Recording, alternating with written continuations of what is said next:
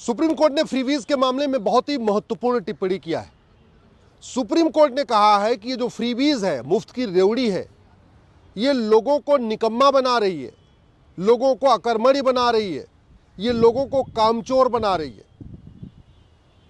इस मामले पे सुप्रीम कोर्ट में मैंने 3 साल पहले पीआईएल फाइल किया था और पीआईएल में कहा था, जब मैंने पीआईएल फाइल किया था उस समय भारत के ऊपर 150 लाख करोड़ का कर्जा था। इस समय भारत के ऊपर 225 लाख करोड़ का कर्जा है। माननीय सुप्रीम कोर्ट ने इस बात को भी कहा है कि गांव में किसानों को आदमी नहीं मिल रहे अपनी खेती करवाने के लिए। क्यों? क्योंकि वहां पे मुफ्त में राशन मिल रहा है, मुफ्त में हर महीने पैसा भी मिल जा रहा है, महिलाओं को भी अलग अलग तरीके से पैसा मिल रहा है। तो जब अगर बिना काम किए पैसा मिलेगा, बिना काम किए अनाज मिलेगा, बिना काम किए मकान मिलेगा, तो आदमी काम करेगा क्यों? और काम करेगा नहीं तो फिर बीमारियां भी बढ़ेंगी और भी बहुत सारी समस्याएं बढ़ेंगी। और वही हो रहा है।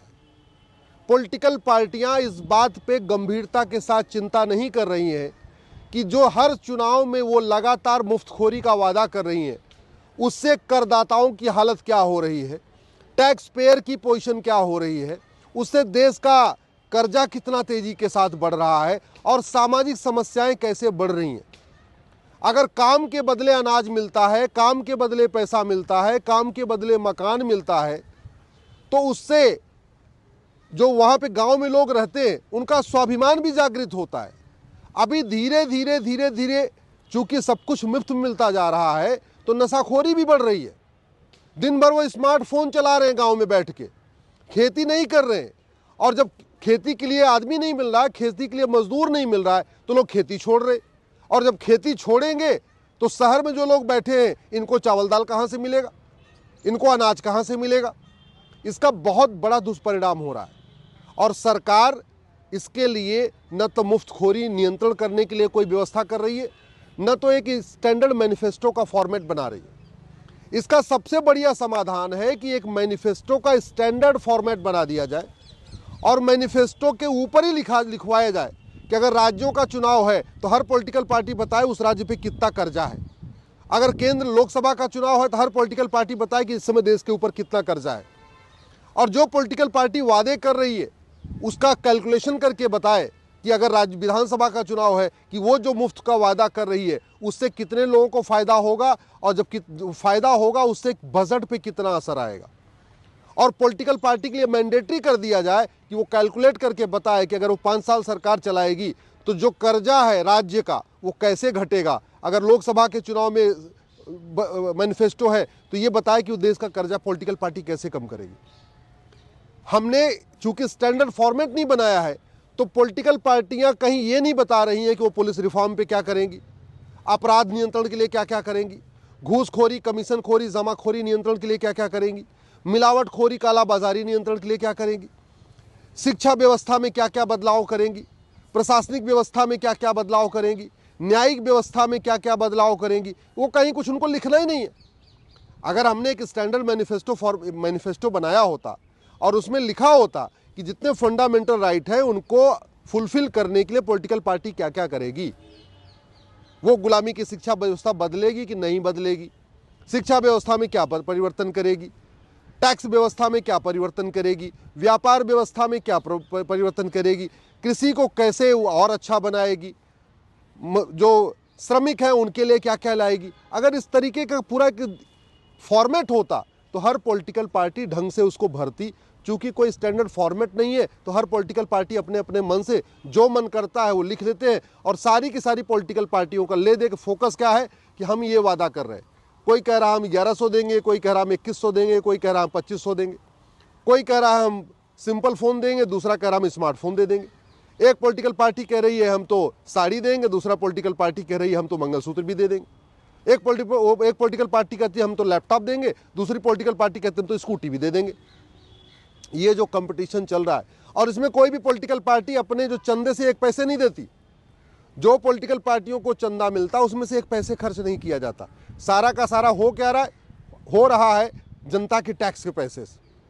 तो टैक्स पेयर परेशान है, इनकम टैक्स देने वाले परेशान, जीएसटी देने वाले परेशान, टोल टैक्स, रोड टैक्स, दुनिया भर के नए नए टैक्स लगाते चले जा रहे हैं और बस सत्ता के लिए चाहिए। इस समय अब समय आ चुका है संसद में इस पर गंभीरता के साथ चर्चा हो, मुफ्तखोरी को बाकायदा डिफाइन कर दिया जाए, ऐसी क्या क्या चीज़ें हैं मिनिमम जो दी जा सकती हैं, इस पर नियंत्रण हो, एक स्टैंडर्ड फॉर्मेट बने। सबसे बड़ी बात कि ये पॉलिटिकल पार्टियां करती किस लिए है? पॉलिटिकल पार्टी करती हैं सत्ता के लिए। और सत्ता किस लिए चाहिए होता है? सत्ता चाहिए होता है पैसा कमाने के लिए। ये जो इतना बड़ा कंपटीशन चल रहा है ना, मुफ्त में मुफ्त में मुफ्त में, उसका एक मूल कारण है कि सत्ता चाहिए। एन केन प्रकारेण, अगर चांद तारे का वादा करके भी सत्ता मिल सकती है तो चांद तारे का भी वादा कर सकती है, लेकिन ये तभी रुकेगा जब भ्रष्टाचार के खिलाफ कठोर कानून हो, इलेक्शन रिफॉर्म हो। और सबसे बड़ी बात कि इलेक्शन रिफॉर्म के लिए इतने कमेटीज़ ने अपनी रिकमेंडेशन किया है। वेंकटचलैया कमीशन ने, जो दुनिया का सबसे बेहतरीन जुडिशल कमीशन है, जो दुनिया का सबसे एक्सपर्ट जुडिशल कमीशन है, वेंकटचलैया कमीशन, उसने सन 2002 में इलेक्शन रिफॉर्म के लिए बहुत सारे सुझाव दिए, लेकिन दुर्भाग्यवश वो वेंकटचलैया कमीशन की जो रिपोर्ट है उसको पार्लियामेंट के पटल पे रखा ही नहीं गया आज तक। लॉ कमीशन ने 50 से ज़्यादा सुझाव दिए हैं इलेक्शन रिफॉर्म के लिए, लेकिन लॉ कमीशन की जो रिपोर्ट है उसको पार्लियामेंट के पटल पे रखा ही नहीं गया आज तक, उस पर चर्चा ही नहीं हुई। इलेक्शन कमीशन ने भी लगभग 50 सुझाव दिए हैं भारत के इलेक्शन सिस्टम को अच्छा करने के लिए, लेकिन इलेक्शन कमीशन के सुझावों पे भी नहीं रखा गया। सारी बातें हो रही हैं, तू मैं हो रहा है, आरोप प्रत्यारोप होता है, नूरा कुश्ती होती है, बतौलेबाजी होती है, तू चोर मैं सिपाही वाला खेल चलता है, शेरो शायरी होगी, कविता पाठ पढ़ा जाएगा, सब कुछ होगा, लेकिन पार्लियामेंट में इलेक्शन रिफॉर्म पे चर्चा नहीं हो रही है। कैसे पॉलिटिकल पार्टियों का भ्रष्टाचार खत्म हो, इस पे चर्चा नहीं हो रही है। मिनिमम क्वालिफिकेशन हो, मैक्सिमम एज लिमिट हो, इस पे चर्चा नहीं हो रही है। जो सजा याफ्ता है इनके चुनाव लड़ने, पार्टी बनाने, पार्टी पदाधिकारी बनने पर आजीवन प्रतिबंध लगे, इस पे चर्चा नहीं हो रही है। एक व्यक्ति अगर 2 जगह से वोट नहीं दे सकता तो 2 जगह से चुनाव क्यों लड़ना चाहिए, इस पे चर्चा नहीं हो रही है। One nation one electoral roll पे चर्चा नहीं हो रही है। पूरे साल जो बेचारे टीचर हैं उनकी ड्यूटी लगी रहती है वोटर लिस्ट बनाने में। क्यों भैया चाहिए? क्यों पार्षद के लिए अलग वोटर लिस्ट, प्रधान के लिए अलग वोटर लिस्ट, सांसद के लिए अलग वोटर लिस्ट, विधायक के लिए अलग? ये वन नेशन वोटर लिस्ट हो सकती है। हम पोस्ट ऑफिस को नोडल सेंटर डिक्लेयर कर सकते हैं कि भाई जिसको जिसको अपना वोटर आईडी बनवाना है जाके चला जाए वहाँ बनवा ले।